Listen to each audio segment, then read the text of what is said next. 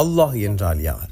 படைத்த இறைவனை திருக்குர்ஆன் அரபி சொல்லான அல்லாஹ் என்ற வார்த்தையால் குறிப்பிடுகிறது. அகில உலகையும் படைத்து பரிபாலித்து வரும் ஏகனாகிய இறைவனை குறிக்கும் சொல்லே அல்லாஹ் என்பது. ஆங்கிலத்தில் காட், தமிழில் கடவுள், ஹிந்தியில் பகவான் என்றெல்லாம் குறிப்பிடப்படுவது போல் அரபு மொழியில் கடவுளை குறிக்கும் வார்த்தைதான் அல்லாஹ். எனினும் மற்ற மொழி வார்த்தைகளோடு ஒப்பிடும் போது இவ்வார்த்தைக்கு ஓரிரு தனிச்சிறப்புகள் உள்ளன. இவ்வார்த்தையின் உண்மை பொருள் வணங்குவதற்கு தகுதி வாய்ந்த ஒரே இறைவன் என்பது.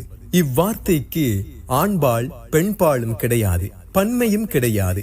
எப்போதும் இது உரிமையிலேயே விளங்கும்.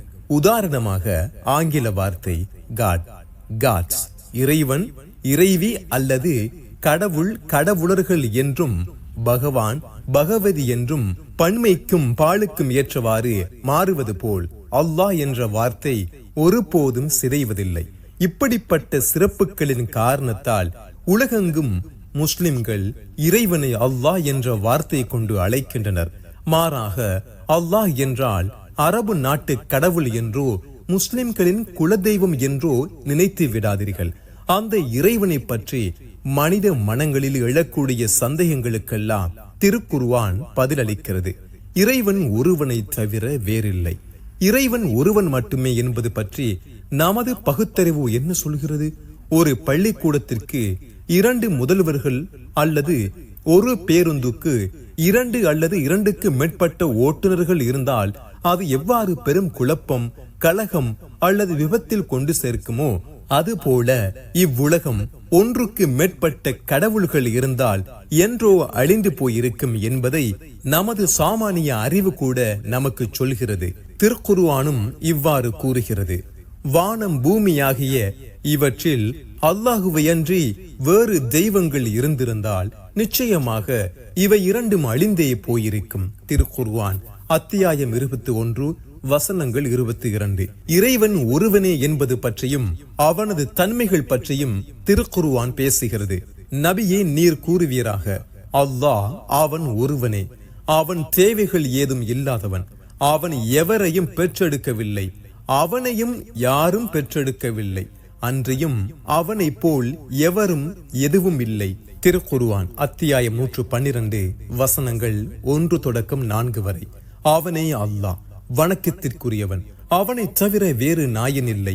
மறைவானதையும் பகிரங்கமானதையும் அறிபவன், அவனே அளவற்ற அருளாளன், நிகரற்ற அன்புடையோன். அவனே அல்லாஹ், வணக்கத்திற்குரிய நாயன், அவனை தவிர வேறு யாரும் இல்லை.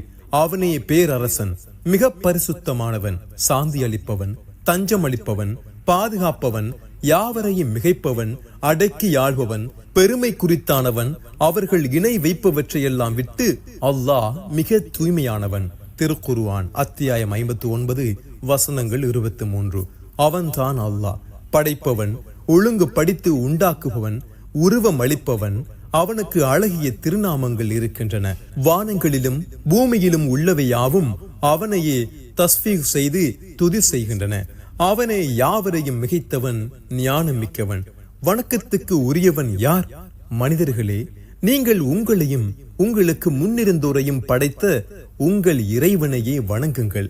அதனால் நீங்கள் தக்வா, இறையச்சமும் தூய்மையும் உடையோராகலாம். அவன்தான் கர்ப்ப கோளறைகளில் தான் நாடியபடி உங்களை உருவாக்குகின்றான். அவனை தவிர வணக்கத்திற்குரிய நாயன் வேறில்லை. அவன் யாவரையும் மிகைத்தோனாகவும் விவேகம் மிக்கோனாகவும் இருக்கின்றான். திருக்குர்ஆன் அத்தியாயம் 3 வசனங்கள் 6.